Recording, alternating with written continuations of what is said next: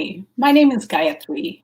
Hi, my name is Gayathri Ramprasad. Welcome to all of you. I am the founder of ASHA International, a nonprofit organization dedicated to normalizing conversations about mental health and inspiring hope and healing one story at a time. At ASHA International, we believe that our stories are our superpower. Every time we share our mental health story, we end the stigma and shame surrounding mental health conditions, create a safe environment where people can share their struggles and seek help, and build communities of empathy, support, and inclusion where all of us can thrive. The coronavirus pandemic is dominating the world news and impacting all of our lives. It's turning our lives upside down and impacting our mental and physical health. Talking about mental health is difficult, but it is very, very important. Now more than ever, we need to share our struggles and seek help. Today, I'm delighted to welcome Jaxon and Hanna. Hanna Kane and Jaxon Buell are both seniors at Glencoe High School, and they're two of ASHA International's youth storytellers. Welcome, Hanna. Welcome, Jaxon. Hello. Hi. We're so happy that you're joining us today. Over the last few years, Hanna and Jaxon have shared their stories, their mental health story in particular, and their story of struggle and resilience in many, many high schools here in the Portland or metro area. And they're also the co-captains of the My Story, My Superpower Club at Glencoe High School. They both met when they were barely in middle school, and their friendship has blossomed over the many years. And together they've navigated the uncharted, sometimes choppy waters of adolescence, academic, and mental health challenges. Throughout it all, their friendship has not only helped them heal, but to thrive. Today, I would love to ask Hanna and Jaxon to share their story and how their friendship has been such a healing force in their life. Go ahead, Hanna.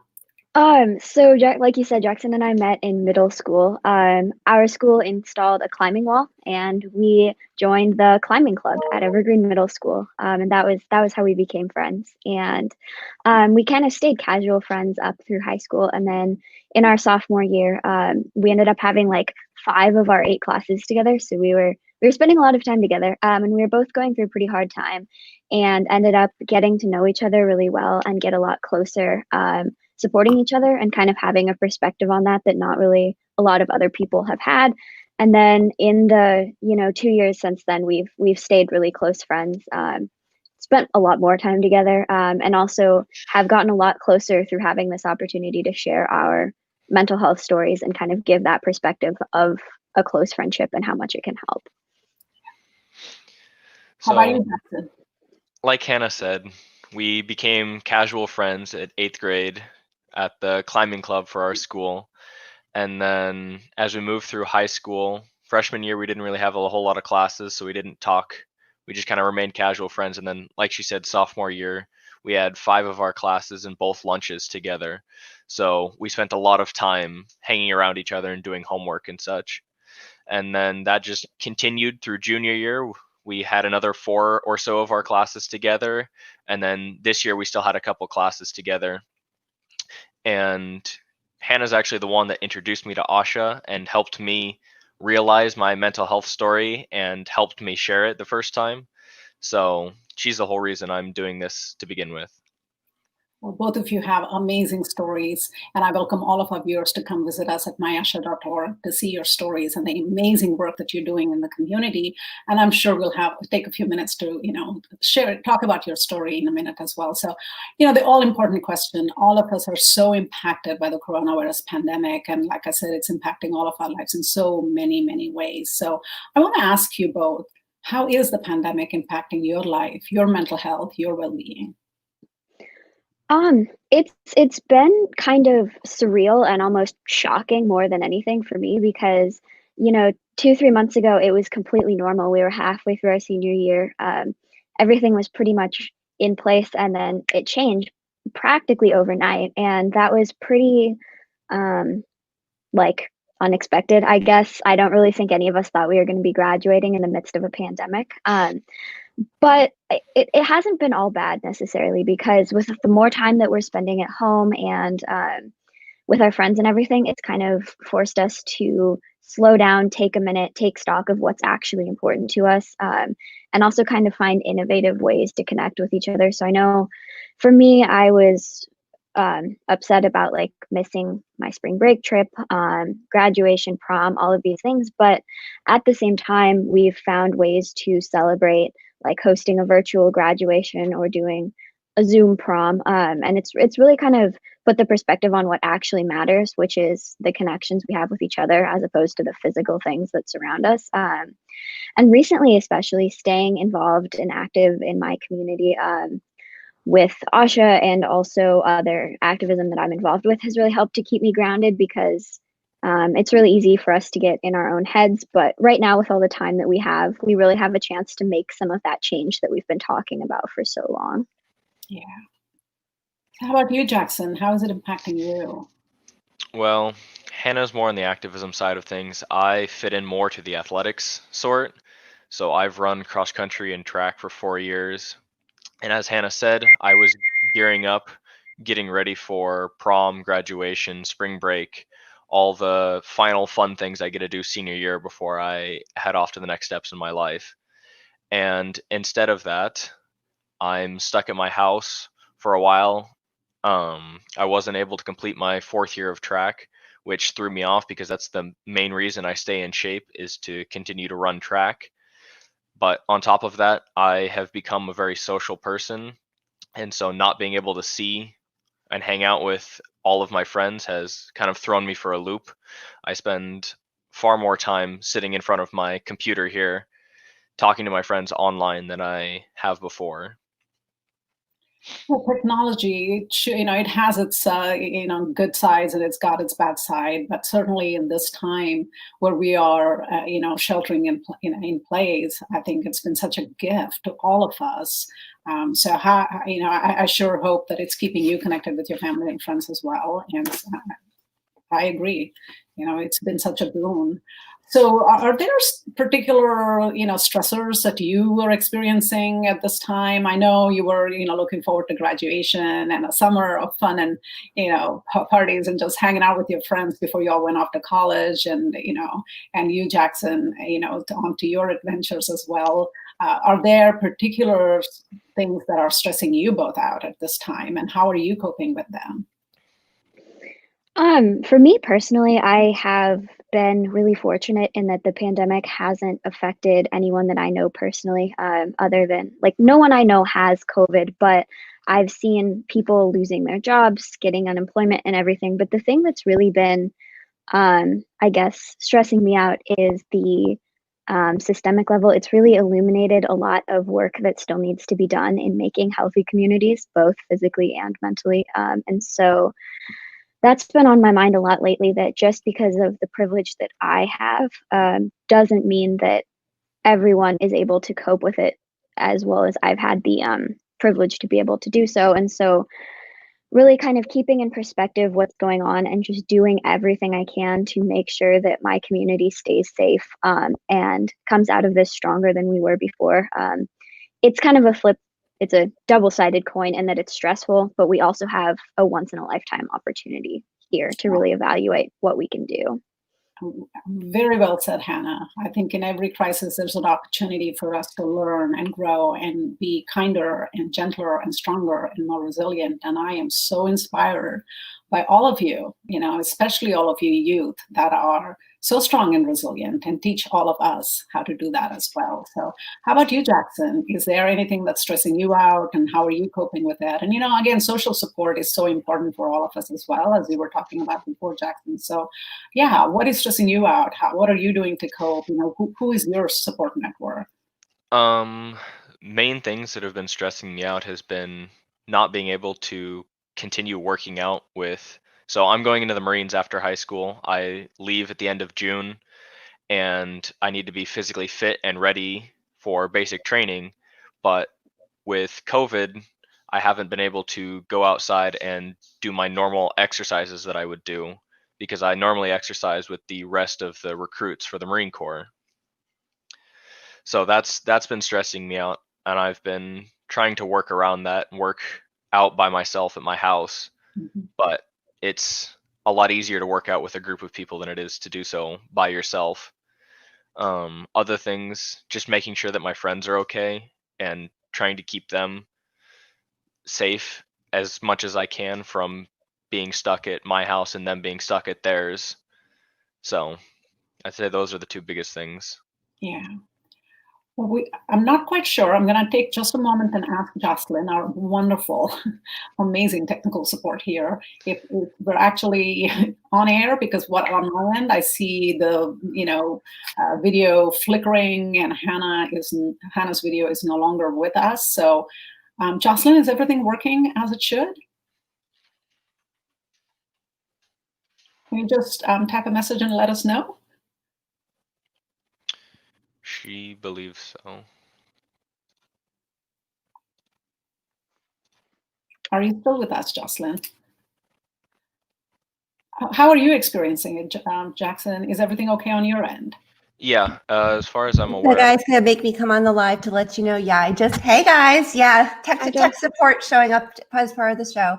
All right. No, I did just check Facebook and YouTube. We are streaming and everything as well, and I see that we have 10 viewers and quite a few hearts and thumbs up. So people are really appreciating this message. Well, thank you. It reassures me that everything is working on the other end, even though it doesn't look like it is on my end. So thank you so much, Jocelyn.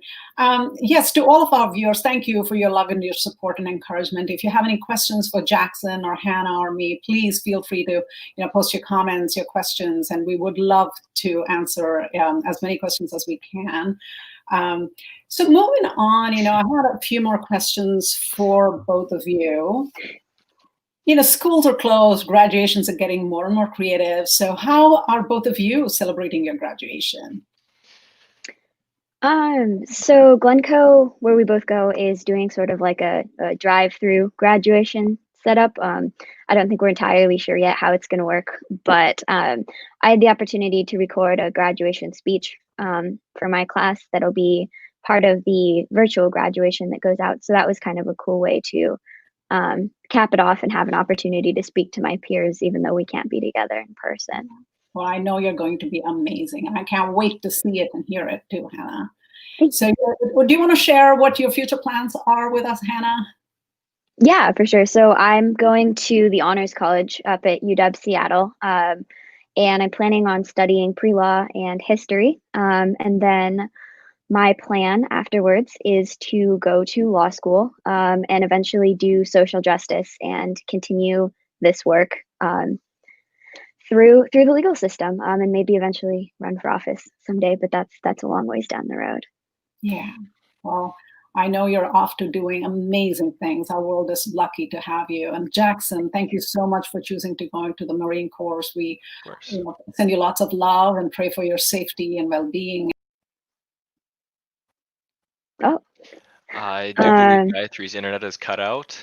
Yes. Hopefully she will rejoin us momentarily. While she's getting reconnected, we have a question in the chat from Jocelyn Mozak, who says, I have a 16-year-old son, and his biggest challenge has been the loss of structure in this life. He finds it hard to find the motivation to do things when it feels like there's so little to do. What advice could you give to those that are struggling to engage with life right now? Maybe, Jaxon, do you want to start off? Like, what are you doing to stay motivated? I mean, I am finding it hard to keep myself motivated. Like I said, working out has been a huge struggle for me to continue doing, even though I know I should be doing it. I focus mainly on doing small, simple tasks. So like doing my laundry, cleaning the dishes, vacuuming the floor, something small that you can start with that will then hopefully lead you to completing the rest of things. And that I've also really struggled with the motivation, especially when it comes to school and like kind of day-to-day tasks. And one of the big things is just being kind to yourself and knowing that, we are in the midst of a global pandemic, a historic event. Like every single day you check the news and it's something new. And it's okay to have good days and bad days. It's okay to, if you need to take a day or two and not get anything productive done. That's okay. And it's about surviving, and it's about maintaining our social connection more than anything. Is what's the most important. I know as a parent that's you want your kids to stay active and involved, and it's one day at a time. You know, everyone, we're just all doing the best we can, and I really hope you and your family and everyone who's watching, I hope everybody is doing okay and staying safe in these historic times. All right, well, while we're waiting for Gayathri to reconnect, if we have any other questions, comments, anything like that, feel free to send them our way. All right.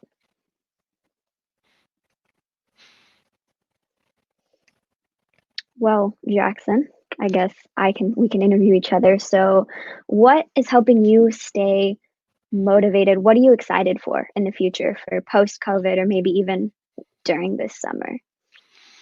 Well, like I said earlier, I'm leaving at the end of June to go to basic for the Marine Corps, so I am quite looking forward to that. I know it's going to be a little different than most other classes have been, simply because of COVID, and we're being required to quarantine at the base hotel for the first 2 weeks upon my arrival. So it's going to be interesting to see how that goes. But I am looking forward to basic. I'm excited to see how well I do.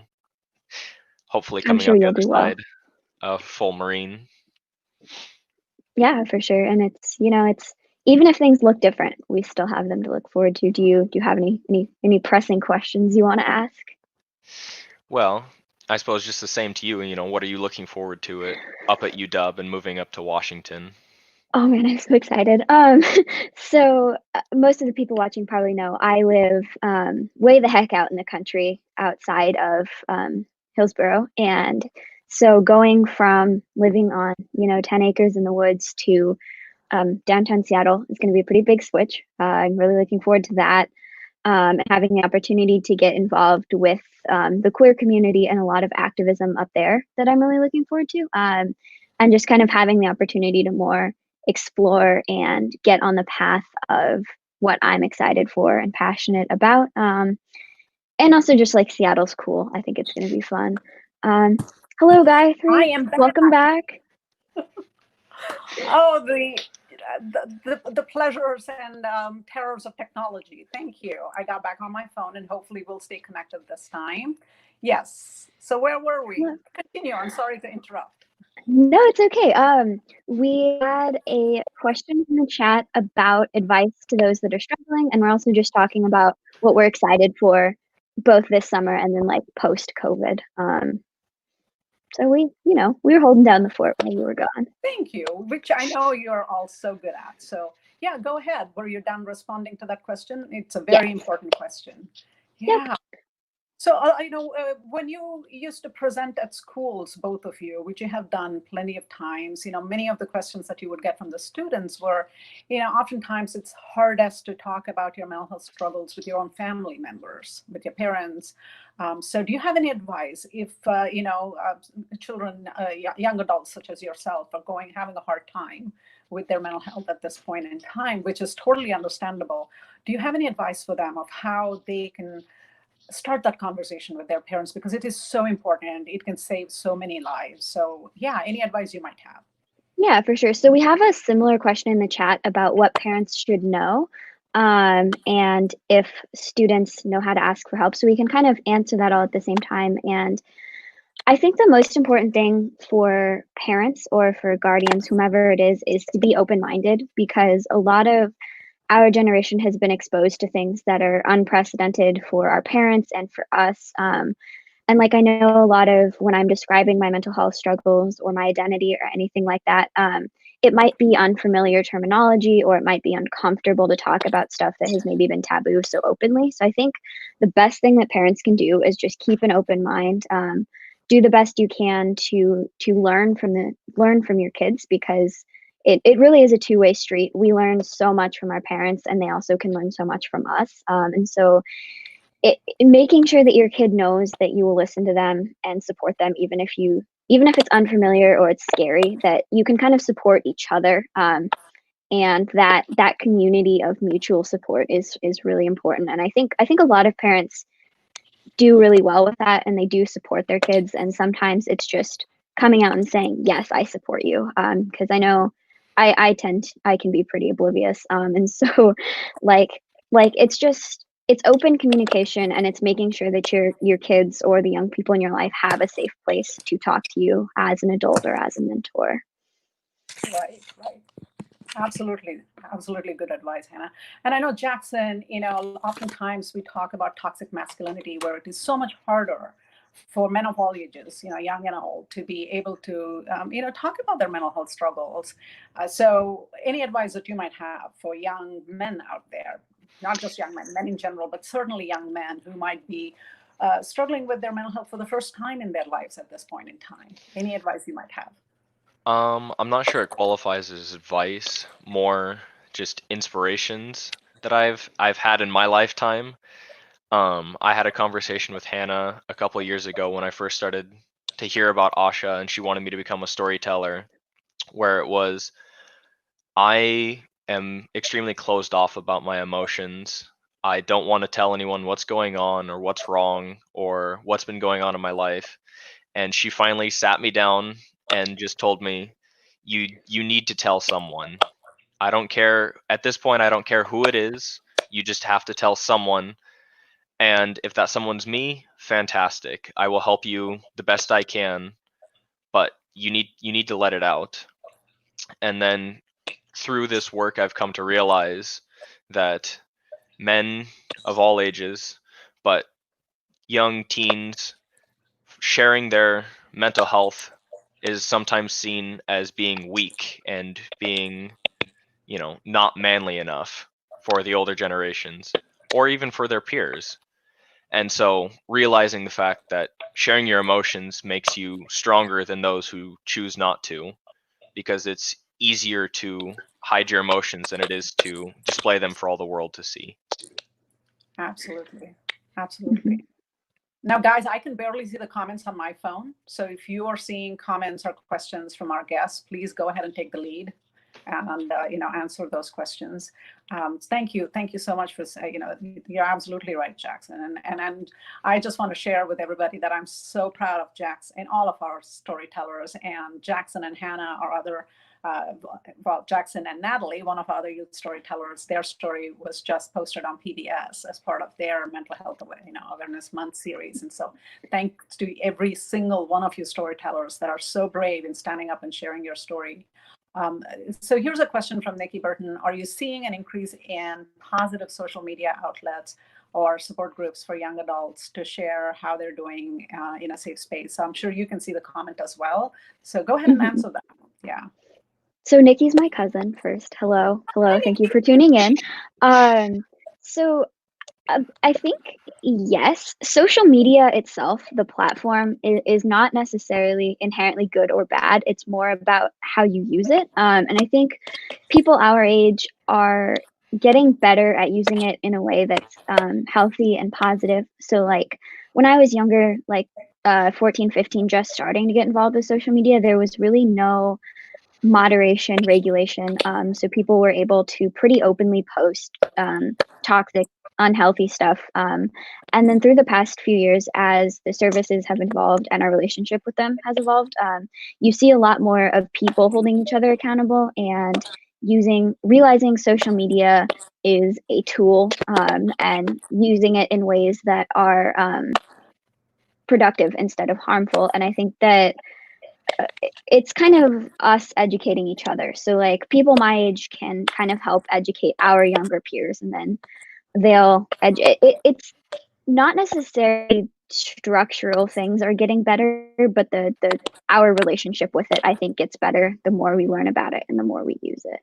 Absolutely. I mean, which is why it excites me to no end to work with all of you, especially all of you young storytellers, right? On that question, I know it's it's so hard to share your story. So really quickly, if you want to share with us, both of you, what inspired you to share your story, and how has it empowered yourself and others?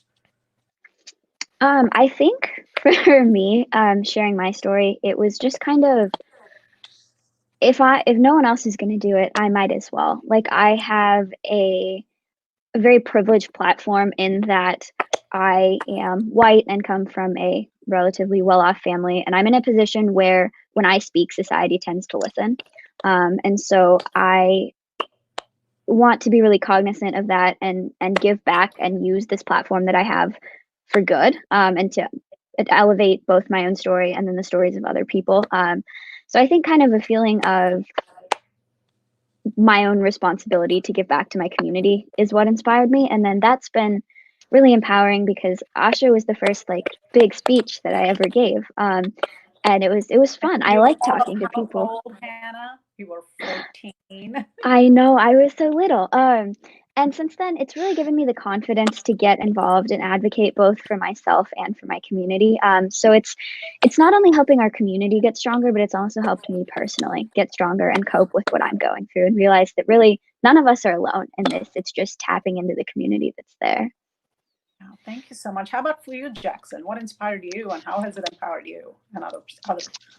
Well, when I first heard of ASHA, all I heard was that it was a big speech that Hanna was going to go give in front of a group of ASHA people. And that was the last of it for a little while. And then I was invited to volunteer at the ASHA storytelling show last year in May. And I went there and I heard 10 stories from all types of different people. And that was really, that coupled with hearing Hanna's story out for the first time, kind of, that's what inspired me, was that if other people can do it, if Hanna can do it. For those of you that don't know, Hanna's like, what, 5'1", 5 foot? I'm 6 foot. I'm 5'4". Oh, you're taller, my bad. I think she's tiny compared to me, and so I figure if someone her size can do it, I should be able to do it as well. And boy, have you done it, and have you done it so very well and given voice to young men, especially at such a critical time in our world's history. And I could not be more proud of both of you. Thank you so very much for joining us today. And, I just wanted to, before we take off here for our beautiful sunny Friday afternoon, just wanted to ask you really quickly, what gives you hope? I mean, the first thing that comes to mind is people like you and Jaxon. I've talked a lot today about systems and like all of the but the thing that it's people like us are what keep me motivated, because no matter how bad whatever is happening outside my home or outside my community looks, I still have my home, my community, my family. And that is what gives me hope, because I'm not only fighting for myself, but I'm fighting for the people that I love. And that and also just my own resiliency, that I've lived through a lot, and our generation has lived through so much in just a short period of time. And I think we really give each other hope, and that's the most important thing. Out of the mouth of babes. Well said, honey. Thank you. What gives you hope, Jaxon? What gives me hope was the first time I went and presented the Let's Talk program in a school, which involved sharing my story, and then seeing pretty much all the kids in the room, like, they thought it was just going to be another, presentation. They weren't really going to pay attention. And then seeing all of them look up, pay attention, and then react to the stories that were shared and come up to us afterwards and be grateful to us for sharing our stories and for being there and saying that everyone should be able to hear this program. That's what gives me hope every time I go to a different classroom. Yeah.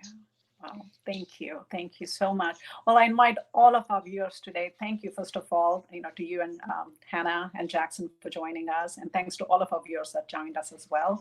Come visit us at myasha.org and join the My Story, My Superpower movement.